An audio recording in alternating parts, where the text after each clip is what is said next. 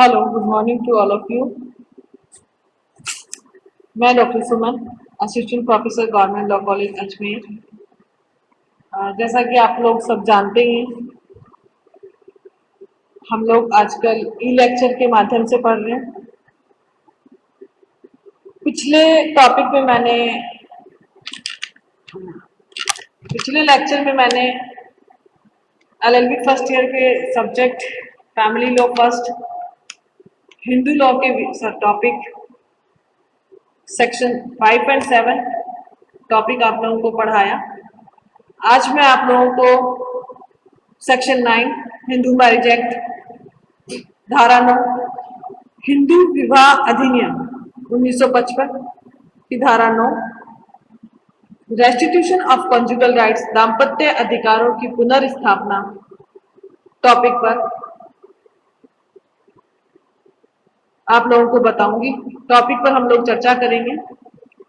Section 9 according to Hindu marriage act 1955 ये कहता है कि जब कोई पक्षकार या जब कोई पति या पत्नी, हस्बैंड या वाइफ ने बिना किसी युक्तियुक्त रीजन के, बिना किसी युक्तियुक्त प्रति हेतु के, बिना रीजन के, विदाउट एनी रीजनेबल कॉज एक दूसरे के साहचर्य से पृथक कर लेते हैं या एक दूसरे के साहचर्य से अलग कर लेते हैं, तो कोई पीड़ित पक्षकार न्यायालय में याचिका लगा सकता है या न्यायालय में इस आधार पर याचिका पेश कर सकता है कि उसे रिलीफ दिया जाए।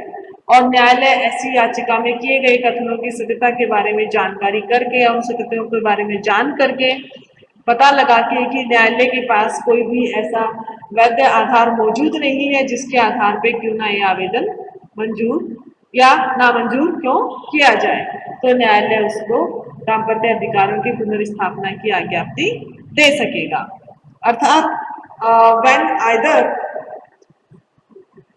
either the husband or wife had without reasonable excuse withdrawn from the society of the other, the aggrieved party may apply by petition to the district court for restitution of conjugal rights, and the court, on being satisfied of the truth of the statements made in such petition and that there is no legal ground why the application should not be granted, may decree restitution of conjugal rights accordingly।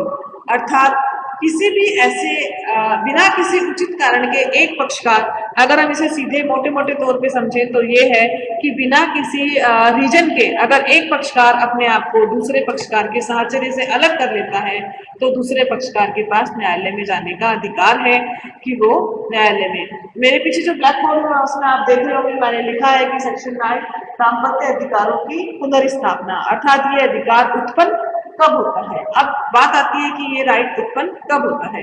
जैसे ही नीचे मैंने लिखा without any reasonable cause, अर्थात बिना किसी उचित reason के जब एक पक्षकार अपने साहचर्य से दूसरे पक्षकार से विलगाम में रहता है या अलग कर लेता है अपने आप को।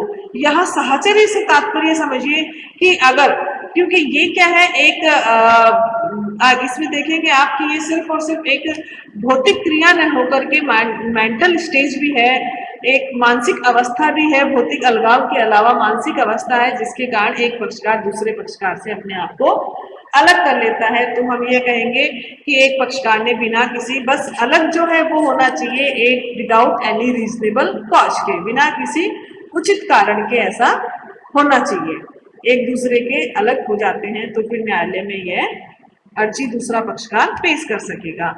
अब दूसरा पक्षकार अर्जी पेश करेगा तो विवाह विधि मैरिज अमेंडमेंट एक्ट 1976 द्वारा एक एक्सप्लेनेशन इसमें जोड़ा गया, स्पष्टीकरण जोड़ा गया, जिसमें ये कहा गया कि उचित प्रति हेतु कि आपके पास एक रीजनेबल कॉज है, उचित रीजन है अपने एक दूसरे से अलग करने का, इस उचित प्रति हेतु को सिद्ध करने का भार उस व्यक्ति पर होगा जिसने साहचर्य से वापसी ली है, अर्थात जिसने साहचर्य से अपने आप को अलग किया है। अब न्यायालय जो है जब आज्ञप्ति जारी करता है तो वो सिर्फ और सिर्फ ये देखता है कि उनके पास उचित रीजन, बिना किसी उचित रीजन के उन्होंने अपने आप को अलग किया है, उचित प्रति हेतु के बिना अलग किया है। दूसरा, अब न्यायालय अगर ऐसे कथन से संतुष्ट हो आता है तो फिर वो कि न्यायालय क्यों ना वो एप्लीकेशन एक्सेप्ट करे, तो न्यायालय एप्लीकेशन एक्सेप्ट करके दूसरे पक्षकार को साथ रहने की डिग्री जारी कर देता है कि आप दूसरे पक्षकार के साथ रहिएगा। अब उचित रीजन क्या है, हम किसे कहेंगे? जैसे न्यायालय में याचिका तो लगा दी पीड़ित पक्षकार ने कि उसके पास उचित रीजन नहीं है, without any reasonable cause. But उचित रीजन हम किस चीज को मानेंगे?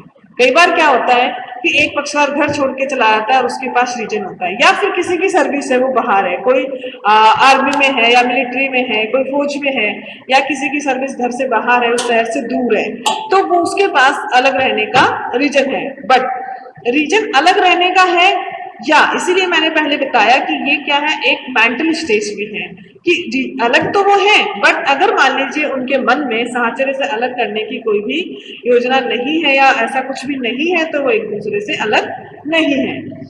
क्योंकि प्रत्याहरण क्या होता है इसे समझना बहुत जरूरी है कि सेपरेशन, हम यहाँ पे marriage restitution of conjugal right section 9 में सेपरेशन कहेंगे किसे, प्रत्याहरण किसे कहेंगे? क्या होता है कि विवाहित व्यक्ति दोनों एक साथ रहने को बाध्य हैं, क्योंकि मैरिज का उद्देश्य ही तभी कंप्लीट होगा जब दोनों साथ रहेंगे। उनमें से एक भी बिना किसी वैध कारण के, बिना किसी रीजनेबल कॉज के, वैध कारण के, लीगल कॉज के अलग रहते हैं, तो हम इसे कहेंगे कि वो एक दूसरे से प्रत्याहरित हो गए हैं, एक दूसरे का उन्होंने त्याग कर दिया है। अब त्याग यहाँ पे भौतिक मिलगाव के अलावा मानसिक अवस्था भी, मैंने कहा कि ये एक दूसरे का मानसिक क्रिया को भी यहाँ पे इसमें इंटरकनेक्टेड है ये, कि एक दूसरे से, क्योंकि कई बार क्या होता है लोग पक्षकार उसी घर में बने रहते हैं और एक दूसरे के साथ भी नहीं रहते हैं। इसलिए मैंने ये कहा कि ये भौतिक अलगाव के साथ साथ मानसिक अवस्था भी है। अब समुचित बहाना हम किसे कहेंगे? उचित कारण क्या है? जैसे किसी की नौकरी है तो वो इस कारण से अलग रह सकता है, कोई बीमारी है और वो उसके इलाज के लिए बाहर गए तो वो उतने समय के लिए अलग रह सकते हैं। बट कि अगर मान लीजिए कई बार हमारे सामने आजकल की परिस्थितियों को देखते हुए ऐसी परिस्थितियां भी कई बार आती हैं कि बहुत सारी फीमेल्स जो है अपनी पूरी फैमिली के साथ नहीं रहना चाहती हैं, उन्हें नहीं रहना। एक केस है गोपाल कृष्ण वर्सेस मिथिलेश कुमारी, AIR 1979, इलाहाबाद हाईकोर्ट। इस केस में क्या हुआ कि जो उचित कारण था वो ये था कि वाइफ जो है वो हमेशा कहती थी कि उन्हें उनके घर पे उसके इन-लॉज के साथ या पति की फैमिली के साथ नहीं रहना है। तो उनके पास उचित रीजन था, वहां उनके साथ कुछ अभद्र व्यवहार होगा या कुछ है मामले की, इसलिए न्यायालय ने इस केस में कहा कि मामले के तथ्य और परिस्थितियों के आधार पर हम यह तय कर पाते हैं कि दूसरे पक्षकार के पास उचित रीजन है क्या अलग रहने का, या उसके पास अधिनियम की धारा 9 में तो हमने कह दिया कि समुचित बहाना, ठीक है, कि रीजनेबल कॉज होना चाहिए। बट रीजनेबल कॉज कहेंगे किसे? तो रीजनेबल कॉज उस प्रत्येक मामले के तथ्य व परिस्थितियों के आधार पर निर्भर करता है कि यहाँ पे रीजनेबल कॉज था या नहीं था। इसे हम एक और दूसरे केस द्वारा समझ सकते हैं। एक बात है मिर्चूलाल बनाम देवीबाई, AIR 1977, राजस्थान हाईकोर्ट। यहाँ पे क्या था कि वाइफ जो है वो अपने घर से दूर कहीं और पे सेवारत थी, उनकी नौकरी बाहर थी। अब बीच बीच में वो छुट्टियों में या जैसे भी टाइम मिलता अपने हस्बैंड के पास आया करती थी, और बाद में उन्होंने इस्तीफा दिया, त्याग पत्र दे दिया और रिटायरमेंट लिया, और उन्होंने कहा कि वो अपने उनके साथ रहेंगी। किंतु ये परिस्थितियां उनके साथ नहीं चल पाई, वो नहीं रह पाई। तो फिर उन्होंने क्या किया, दोबारा से अपनी एक हस्बैंड के घर से दूर एक दूसरी नौकरी ढूंढ ली, और वो उनके पास जाने को तो सहमत थी, लेकिन वो ये कहती थी कि हस्बैंड उसके साथ आके रहेंगे, वो उसके वैवाहिक घर में नहीं आएंगे। अर्थात अब मैट्रिमोनियल हाउस या वैवाहिक घर किसे कहेंगे, और वैवाहिक घर का चुनाव कौन करेगा? क्योंकि आजकल ऐसी ही परिस्थितियां उत्पन्न होती हैं कि हर आप देखते होंगे या समाज में आजकल ऐसा देखने में आ रहा है कि हर दूसरी जो मैरिज है या जो है वो सिर्फ और सिर्फ इसलिए कि फैमिली के साथ नहीं रहना चाहते, तो इसलिए उन दोनों के बीच में अलगाव पैदा हो जाता है। तो सिर्फ यहाँ पे अब हम वैवाहिक घर किसे कहेंगे और वैवाहिक घर का चुनाव कौन करेगा, मैट्रिमोनियल हाउस कौन सा होगा उनके बीच में। तो इस आधार पर हम ये कह सकते हैं कि दोनों दोनों में से यहाँ पे वाइफ ने अपने आप को साहचर्य से अलग नहीं किया है। अब आप समझ गए होंगे कि यहाँ पे सेक्शन 9 में साहचर्य से तात्पर्य क्या है, कि सेपरेशन किस चीज को कहेंगे। इसीलिए मैंने कहा कि ये एक भौतिक के साथ साथ भौतिक अलगाव के साथ साथ मानसिक अवस्था भी है, क्योंकि कई बार फैमिलीज उसी घर पे रहते हुए भी मानसिक रूप से एक दूसरे से अलग हो जाते हैं, अर्थात एक दूसरे के साहचर्य से अलग करने को यहाँ पे प्रत्याहरण कहा गया है। क्योंकि सेक्शन 9 को अगर हम देखें तो वो क्या है, दाम्पत्य अधिकारों की पुनर्स्थापना इसका उद्देश्य है।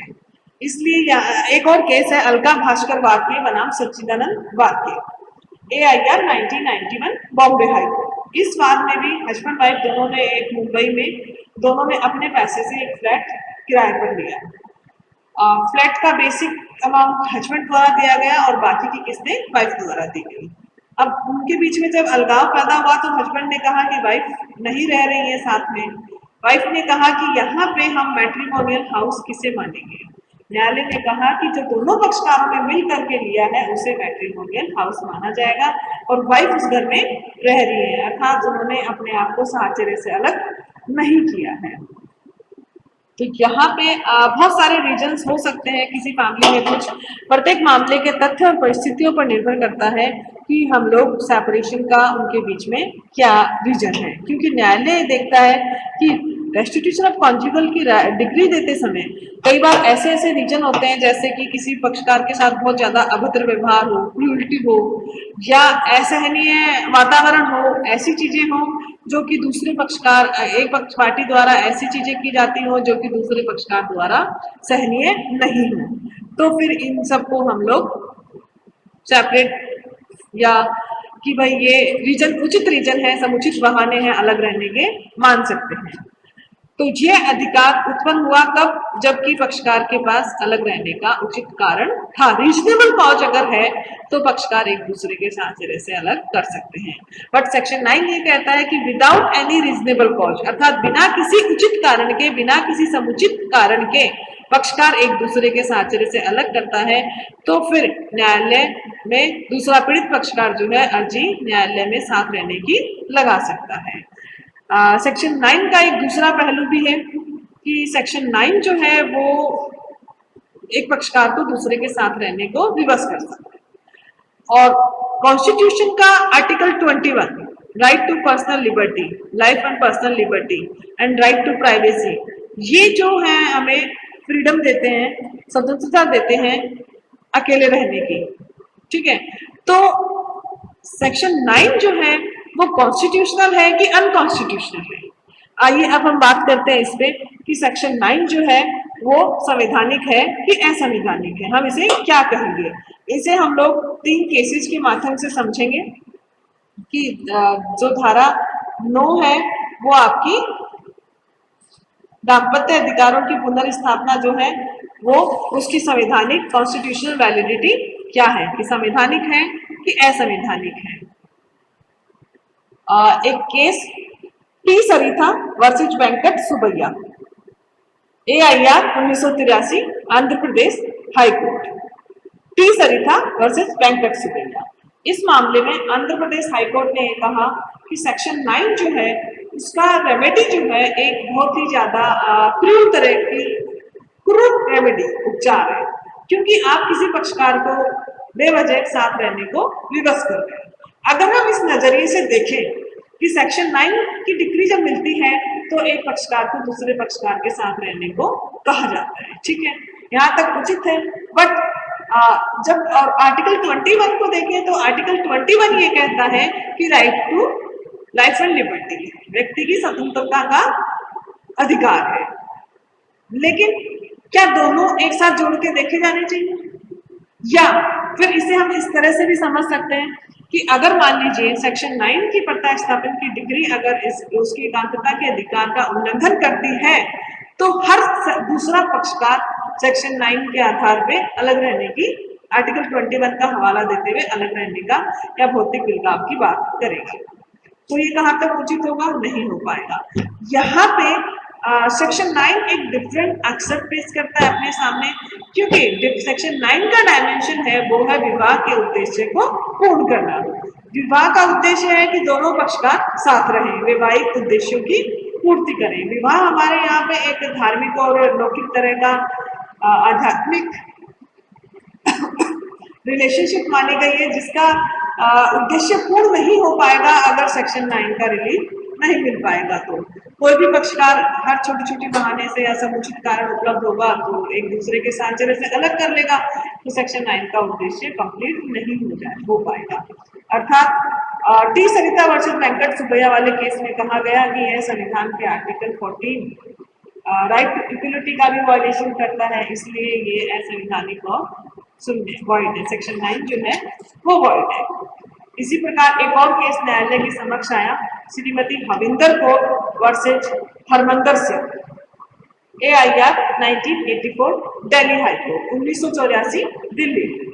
इस केस में क्या हुआ कि विद्वान न्यायाधीश ने कहा कि सेक्शन 9 जो है वो आर्टिकल 14 और 21 का उल्लंघनकारी या वॉयलेशन बिल्कुल नहीं करता है, उसका अतिक्रमण नहीं करता है, क्योंकि सेक्शन 9 का उद्देश्य जो है रेस्टिट्यूशन ऑफ कॉन्जुगल राइट्स की डिग्री जो जारी की है उसका उद्देश्य है उन दोनों पक्षकारों का आपस में समागम या उन्हें आपस में साथ में लाना, जिससे कि कोई भी परिवार टूटने से बच सके। अर्थात वैवाहिक एकांतता, यहाँ पे हम या समाज ये मान के चलता है कि जब दो लोगों की मैरिज हो गई तो उन दोनों का जीवन एक है या वो दोनों एक है। अब दोनों जब एक है तो फिर राइट टू प्राइवेसी, एकांतता के अधिकारों का उल्लंघन इसे नहीं मान सकते। अर्थात सेक्शन 9 का डायमेंशन अलग होने के कारण सेक्शन 9 का उद्देश्य विवाह को पूर्ण करना है, तो इस आधार पर यह कॉन्स्टिट्यूशनल है, असंवैधानिक नहीं है। इसी तरह 1984 में ही सुप्रीम कोर्ट के समक्ष एक और वाद आया, Saroj Rani versus Sudarshan Kumar Chadha, Saroj Rani versus Sudarshan Kumar, AIR 1984 supreme court. उच्चतम न्यायालय द्वारा भी जो मैंने अभी सेकंड केस में आपको बताया वही तर्क दिए गए कि अगर अधिनियम की धारा 9 को संविधान के आर्टिकल 14 और 21 के उल्लंघनकारी माने या उसका ये माने कि ये उसका उल्लंघन करता है तो विवाह का उद्देश्य कंप्लीट नहीं हो पाएगा। अर्थात इन दोनों को दो अलग अलग परिप्रेक्ष्य में रखकर देखा जाना उचित होगा। सेक्शन 9 का उद्देश्य है विवाह को बचाए रखना, विवाहिक उद्देश्यों को पूर्ण करना, और आर्टिकल 21 के उद्देश्य डिफरेंट है। अर्थात दोनों के आधार पे या दोनों को एक दूसरे के साथ जोड़कर हम लोग ये नहीं कह सकते कि धारा 9 जो है वह संविधान के आर्टिकल 14 और 21 का उल्लंघन करती है, क्योंकि अगर ऐसा कहेंगे तो दाम्पत्य अधिकारों का उद्देश्य क्या रह जाएगा। अर्थात सेक्शन 9 जो है वो संवैधानिक है।